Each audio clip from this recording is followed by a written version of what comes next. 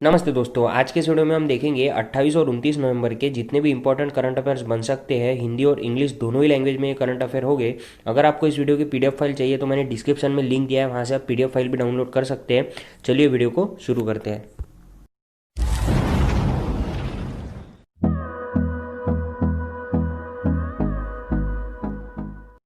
आज का वीडियो शुरू करने से पहले हम नजर डालेंगे जो 27 नवंबर का होमवर्क का क्वेश्चन था वो क्या था। तो क्वेश्चन था, which country's prime minister has been nominated for the Nobel peace prize.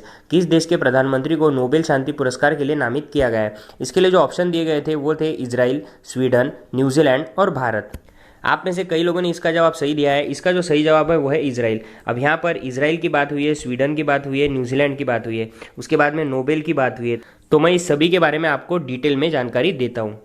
तो किस देश के प्रधानमंत्री नामित हुए हैं, तो वो हुए इजराइल के। ये है मैप में इजराइल। उसके बाद में इजराइल की जो कैपिटल है वो है जेरूसलेम। उसका जो डिक्लेरेशन हुआ था वो हुआ था 14 मई 1948 को। वहाँ के जो पीएम है वो है बेंजामिन नेतन्याहू और वहाँ के जो प्रेसिडेंट है वो है रिविन रिवलिव। उसके बाद में वहाँ की जो करेंसी है वो है न्यू शेकेल।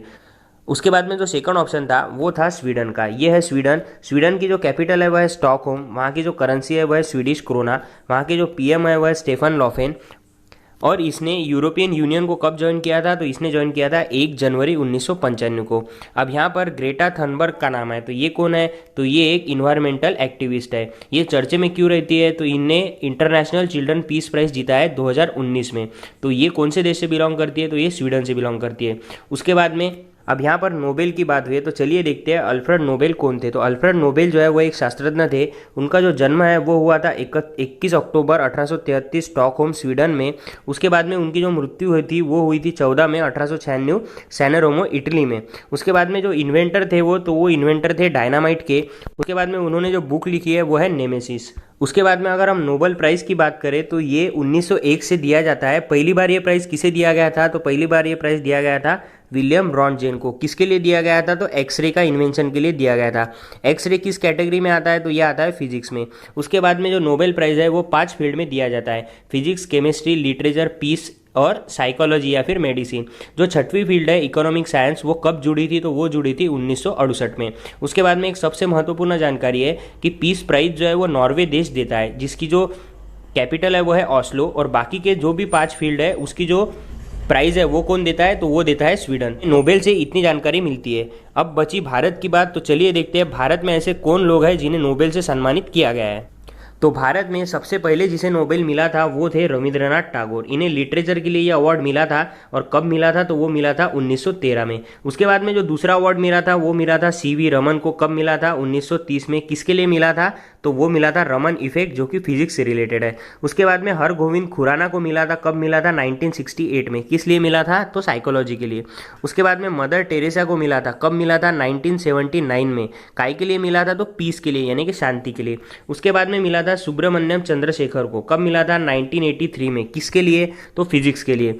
उसके बाद में मिला था अमर्त्य सेन को। अमर्त्य सेन जो है वो भारत के एक इकोनॉमिस्ट है, जो कि भारत के पहले इकोनॉमिस्ट है जिन्हें ये पुरस्कार इकोनॉमी में मिला था। तो इन्हें कब मिला था, तो इन्हें मिला था 1998 में। उसके बाद में वीएस नागपाल की बात हुई है, तो इन्हें कब मिला था, इन्हें मिला था लिटरेचर में 2001 में। उसके बाद में वेंकट रामकृष्णन की बात हुई है, इन्हें कब मिला था, तो इन्हें केमिस्ट्री में मिला था 2009 में। उसके बाद में कैलाश सत्यार्थी की बात हुई है, तो इन्हें कब मिला था, इन्हें मिला था 2014 में पीस में यानी कि शांति के लिए।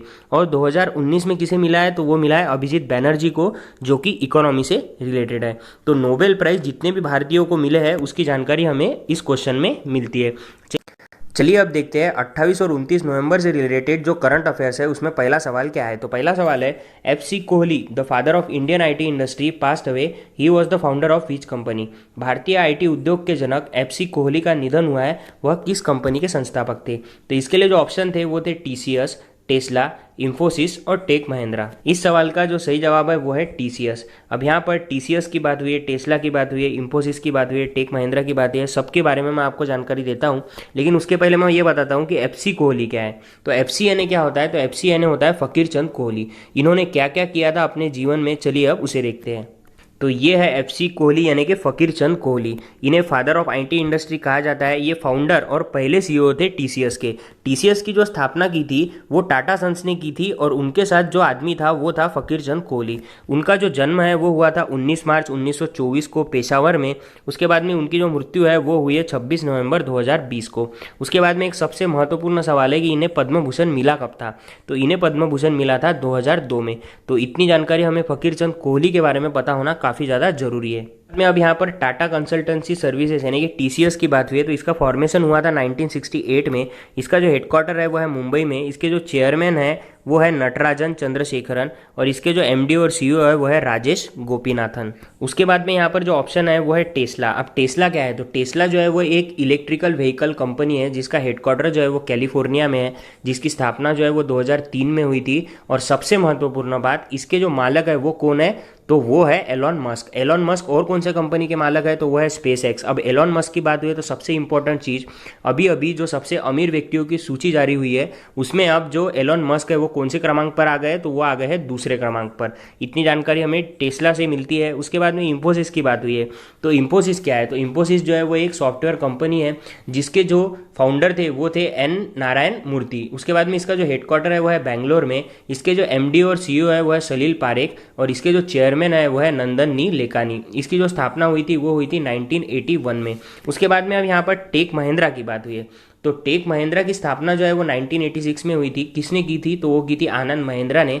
इसका जो हेडक्वार्टर है वो है पुणे में और वर्तमान में इसके MD और CEO कौन है, तो वो है CP ग्रेनानी। तो इतनी जानकारी हमें इस सवाल से प्राप्त होती है। उसके बाद में जो अगला सवाल है वो है the largest solar power project started at Leh Indian air force station in Ladakh, who is the chief of air force. Ladakh में लेह भारतीय वायुसेना स्टेशन पर सबसे बड़ी सौर ऊर्जा परियोजना शुरू हुई है, वायुसेना प्रमुख कौन है। तो इसके लिए जो ऑप्शन है वो है admiral Karambir Singh, general Manoj M Naravane, general Bipin Rawat और जनरल RK भदौरिया। तो इस सवाल का जो सही जवाब है वो है RK भदौरिया। चलिए देखते हैं एडमिरल करमवीर सिंह कौन है, जनरल मनोज M नरावने कौन है, जनरल बिपिन रावत कौन है। उसके बाद में वायुसेना की बात हुई है तो वायुसेना से रिलेटेड कुछ महत्वपूर्ण बातें। ये है भारतीय वायुसेना के प्रमुख जो कि भारत के 26वें वायुसेना प्रमुख है। उसके बाद में इनका जो नाम है वो है RKS भदौरिया। इन्होंने जब एयरफोर्स ज्वाइन करी थी तो कब करी थी, तो वो करी थी 15 जून 1980। के बाद में ये है एडमिरल करमवीर सिंह। करमवीर सिंह जो है वो भारत के नौसेना प्रमुख है और कौन से क्रमांक के है, तो भारत के 24वें जो है वो वर्तमान नौसेना प्रमुख है। उसके बाद में ये पद पर कब नियुक्त हुए थे, तो ये नियुक्त हुए थे 31 मई 2019 को। किसके जाने के वजह से नियुक्त हुए थे, तो ये जाने के वजह से नियुक्त हुए थे सुनील लांबा के। यानी कि जो 23वें भारत के नौसेना प्रमुख थे वो कौन थे, तो वो थे सुनील लांबा।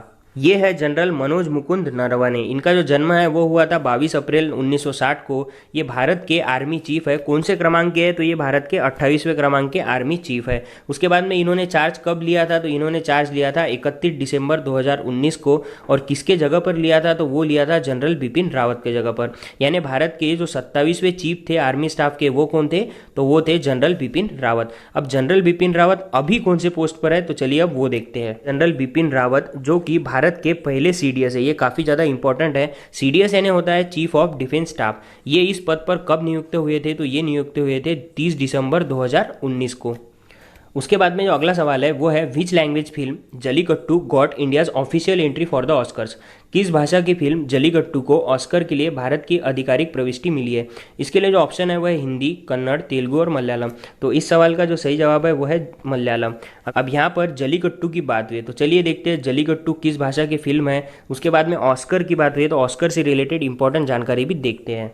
सबसे पहले हम देखेंगे ऑस्कर से रिलेटेड महत्वपूर्ण जानकारी। तो सबसे महत्वपूर्ण बात यह है कि ऑस्कर जो पुरस्कार है उसे एकेडमी अवार्ड्स भी कहा जाता है, ये सबसे ज़्यादा इंपॉर्टेंट है। उसके बाद में इसका फॉर्मेशन 1929 में हुआ था। इसका हेडक्वार्टर जो है वो US में है। और जल्लीकट्टू जो है वो तीसरी फिल्म है जो कि मलयालम फिल्म है जो इसके लिए नॉमिनेट हुई है best international feature film award के। इसके बाद में जो पहली फिल्म थी वो थी गुरु जो कि 1997 में थी। उसके बाद में जो दूसरी फिल्म थी वो थी एडमिंटो मकान अबू जो कि 2011 में थी। और जो तीसरी फिल्म है वो है जलीकट्टू जो कि 2020 में है। तो इस सवाल से हमें इतनी जानकारी प्राप्त होती है। उसके बाद में जो अगला सवाल है वो है विच एयरपोर्ट विल बी रीनेम मर्यादा पुरुषोत्तम श्री राम एयरपोर्ट। किस हवाई अड्डे का नाम बदलकर मर्यादा पुरुषोत्तम श्री राम हवाई अड्डा रखा जाएगा? तो इसके लिए जो ऑप्शन है वो है कोच्चि, अयोध्या, वाराणसी और जबलपुर। तो इस सवाल का जो सही जवाब है वो है अयोध्या। अब अयोध्या कौन से राज्य में है? तो यह है उत्तर प्रदेश में। उसके बाद में इस हवाई अड्डे की बात हुई है, तो चलिए देखते हैं अयोध्या कहाँ पर है, कौन से राज्य में है और उससे रिलेटेड कुछ महत्वपूर्ण बातें। तो अयोध्या जो है वो उत्तर प्रदेश में स्थित है। तो ये है मैप में उत्तर प्रदेश। उत्तर प्रदेश की जो कैपिटल है वो है लखनऊ। उत्तर प्रदेश का जो फॉर्मेशन हुआ था वो हुआ था 24 जनवरी 1950 को। वहाँ के जो सीएम है वो है योगी आदित्यनाथ। वहाँ के जो गवर्नर है वो है आनंदीबेन पटेल और वहाँ की जो राज्यसभा सीट है वो है 31 और लोकसभा सीट है 80। उसके बाद में आनंदीबेन पटेल की बात हुई तो आनंदीबेन पटेल और कौन से राज्य की गवर्नर है? तो वो है मध्य प्रदेश की गवर्नर। सवाल है वो है former world bank president James Wolfensohn has passed away, how many years was he the president of world bank? विश्व बैंक के पूर्व अध्यक्ष जेम्स वोल्फेसन का निधन हुआ है, वह कितने वर्ष विश्व बैंक के अध्यक्ष थे? तो ऑप्शन है 15 ईयर्स, 10 ईयर्स, 12 ईयर्स और 20 ईयर्स, यानी कि 15 साल, 10 साल, 12 साल या फिर 20 साल। इस सवाल का जो सही जवाब है वो है 10 साल। अब ये कौन से साल से कौन से साल तक अध्यक्ष थे और वर्ल्ड बैंक के बारे में इंपॉर्टेंट जानकारी देखते हैं। ये है वर्ल्ड बैंक। वर्ल्ड बैंक की स्थापना कब हुई थी? तो वो हुई थी 1944 में। वर्ल्ड बैंक की और आईएमएफ की स्थापना जो है वो एक ही कॉन्फ्रेंस में हुई थी जिसका नाम था ब्रेटन वुड्स कॉन्फ्रेंस। उसके बाद में इसके जो फाउंडर थे वो थे जॉन केनिज और हैरी वाइट। उसके बाद में इसका जो हेडक्वार्टर है वो है वॉशिंगटन डीसी में। उसके बाद में इसके जो प्रेसिडेंट है वो है डेविड मालपास और इसके जो एमडी और सीएफओ है वो है अंशुला कांत। सीएफओ यानी होता है चीफ फाइनेंशियल ऑफिसर।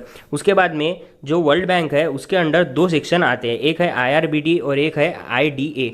आईआरबीडी यानी क्या होता है? तो आईआरबीडी यानी होता है international bank for reconstruction and development, जिसके अंदर टोटल 190 कंट्रीज आती है। उसके बाद में जो आईडीए है वो होता है इंटरनेशनल डेवलपमेंट एसोसिएशन, जिसके अंडर टोटल 173 कंट्रीज आती है।